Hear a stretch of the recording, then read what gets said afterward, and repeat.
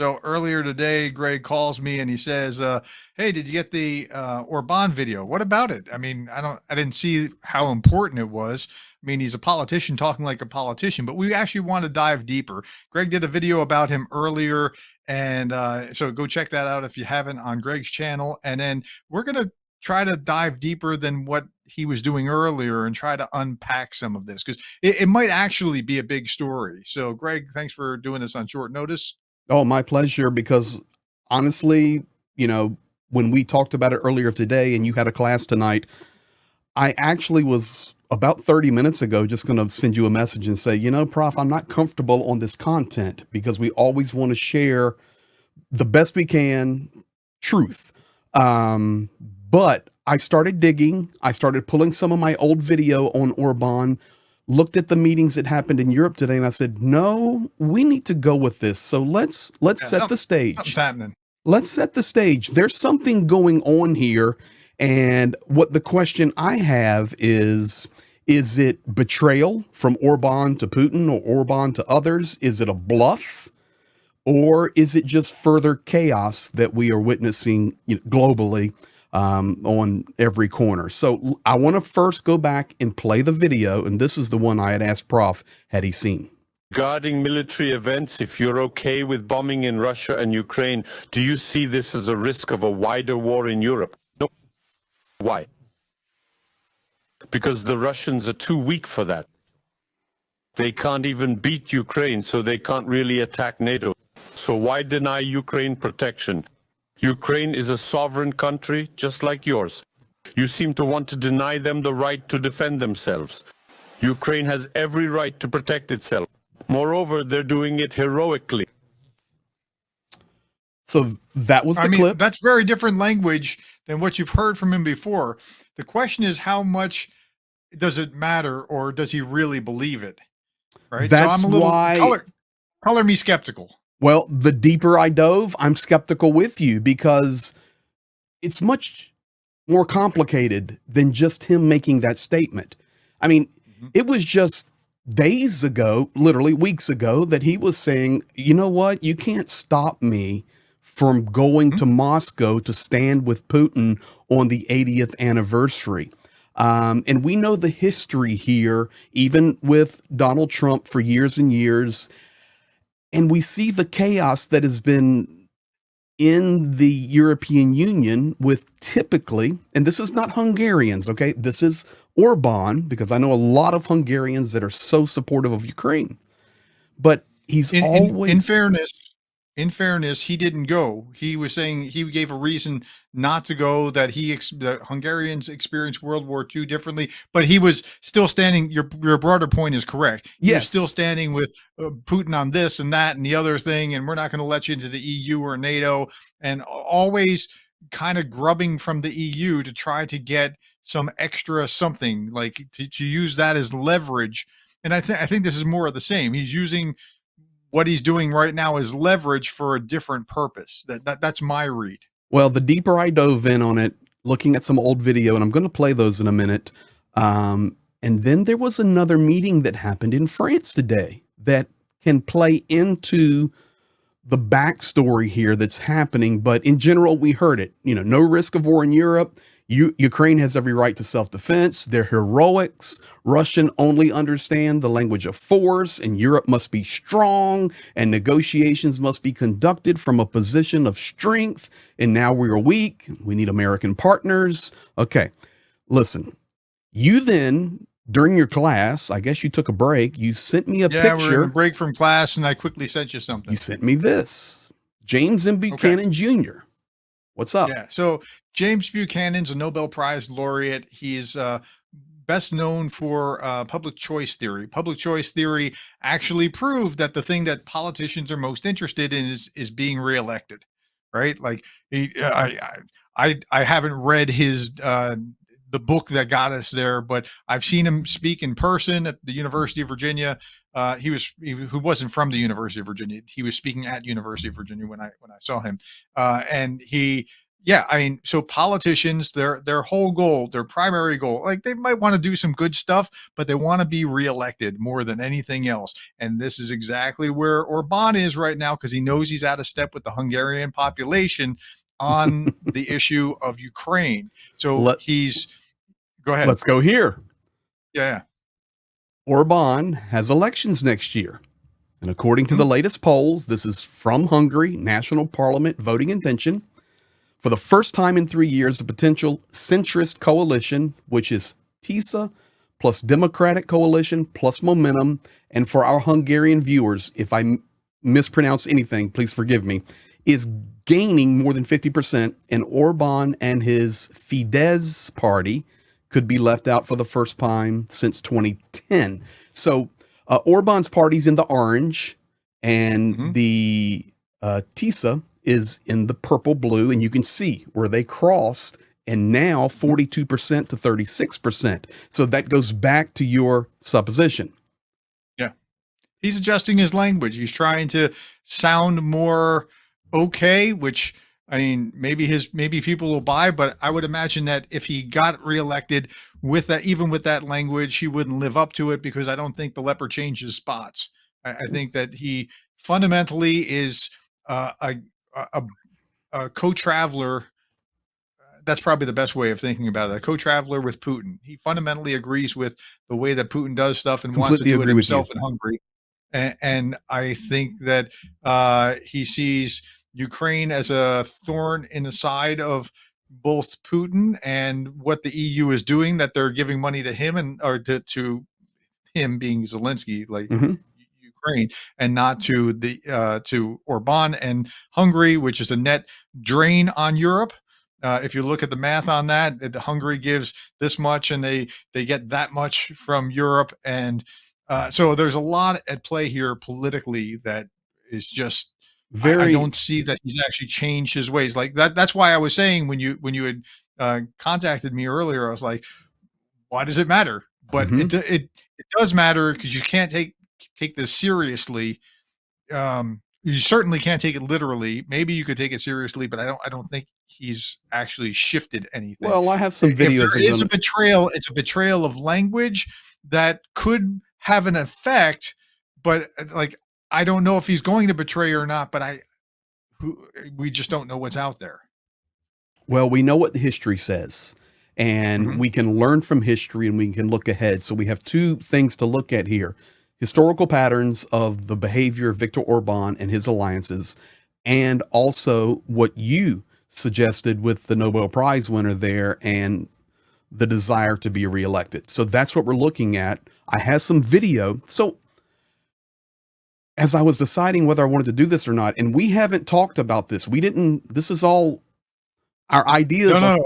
Our preparation for the audience has been a short talk about, "Hey, do you think this did you get this? I don't think Mhm. it's important. Why don't you think it's important? I think it's important." And then you did a video about it, and then a little bit later said, "Hey, you wanna do this and talk more about this?" And 'cause it might be useful to open this up. That was the extent of our That was it. preparation before That this. was Yeah. it.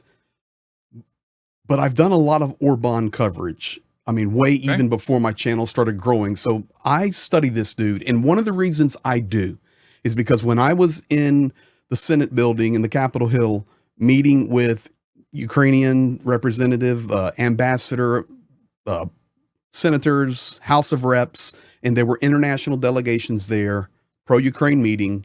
There was a Hungarian delegation there, and we hit it off. A lot of in depth conversations, and they were so strong for Ukraine. So, as Hungarians have been given a cold shoulder many times, it's not fair because there's a lot of Hungarian people that support Ukraine, and I want to make And sure. it's like saying that Trump represents the entire country.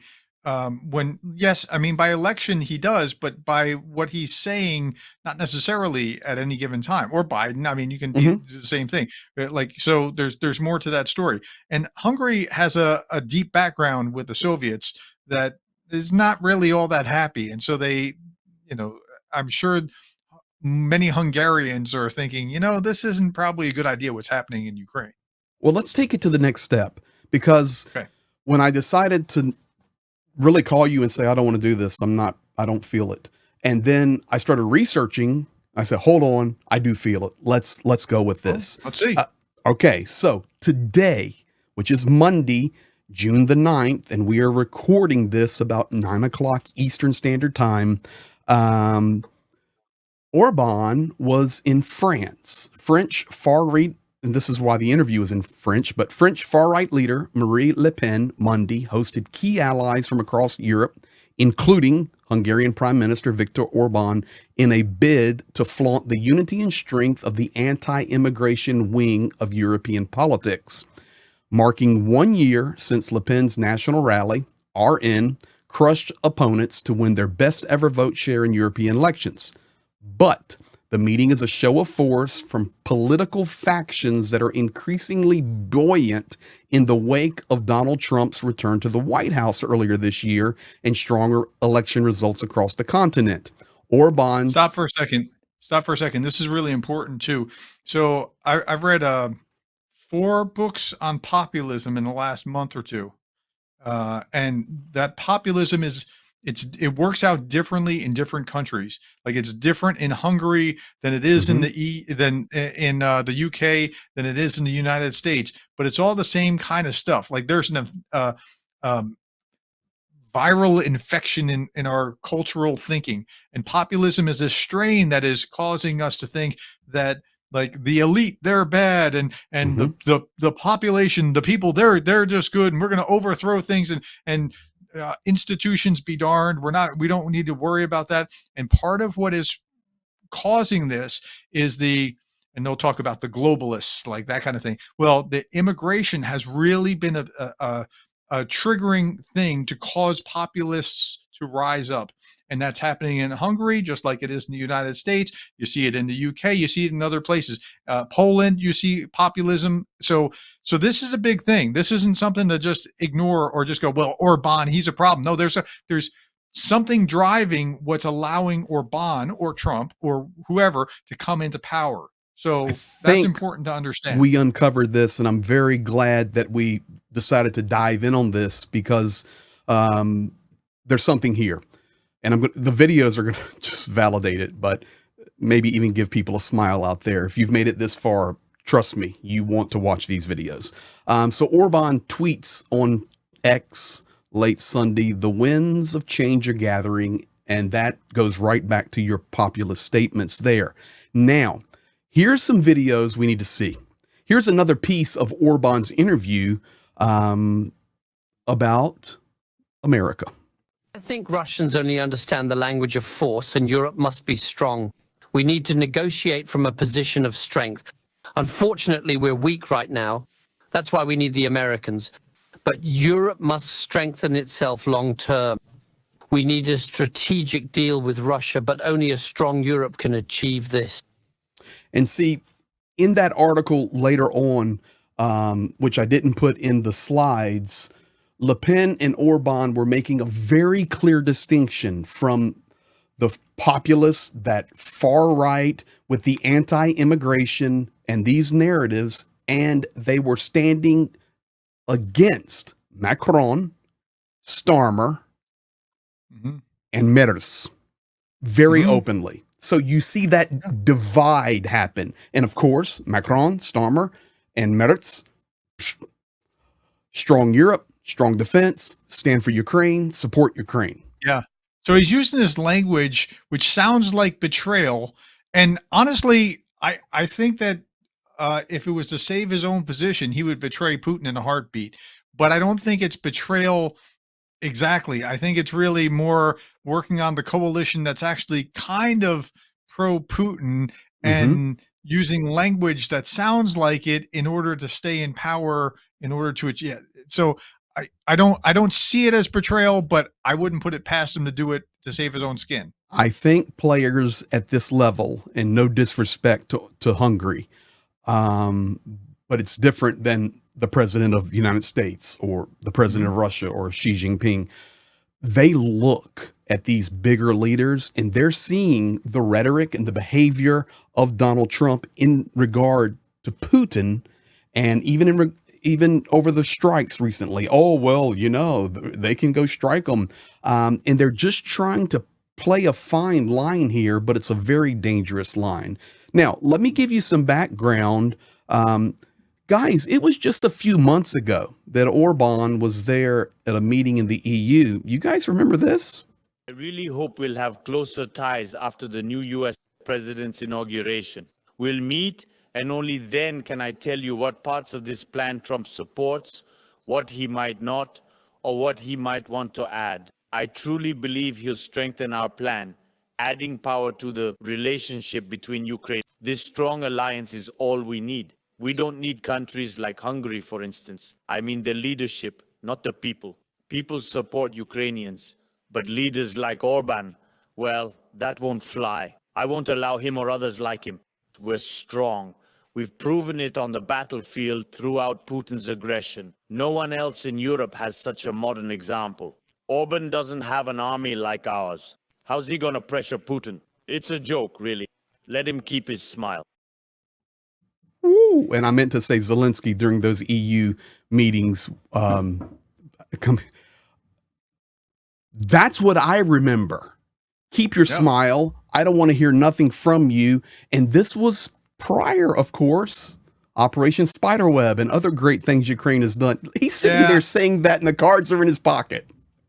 I'm not sure that Spiderweb has actually changed Orban's tune. I think it's more of a political calculation, but he had to be paying attention to that and going, "Ooh, everybody in the world paid attention to something." Because if the Ukrainians prevail, then he's been betting on the wrong horse all this time. Correct. And that's going to be a bad place for him to be. And as a politician, you want to modulate and adjust that so that you're not, on the wrong side of things and things go better for you. So, well, it's just like we covered in the video. Mossad was complimenting Israel. And then today, Israel made sure the world knew. We sent patriots. We sent it. It's done. You see, they did. It's interesting, the nuances. So at the same time, this is Orban's experience at those meetings where Zelenskyy was calling in on the cam.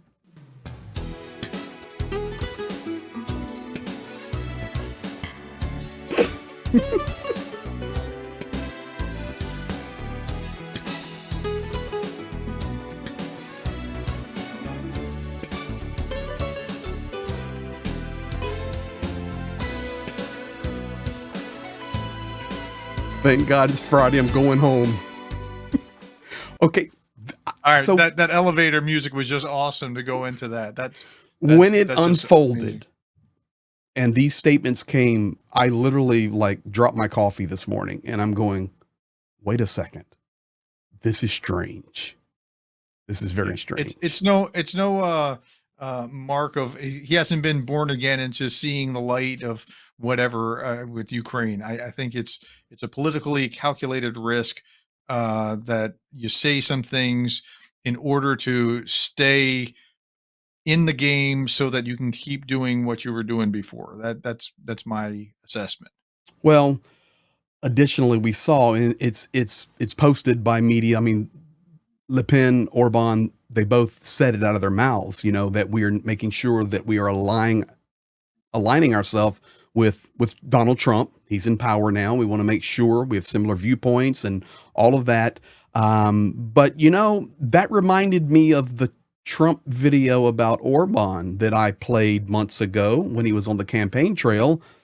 And well, at that time, nobody was watching my videos other than me and you and a few others. But ladies and gentlemen, this is what I remember. A lot of the horrible things, the world is exploding. If you take a look, the whole world is exploding.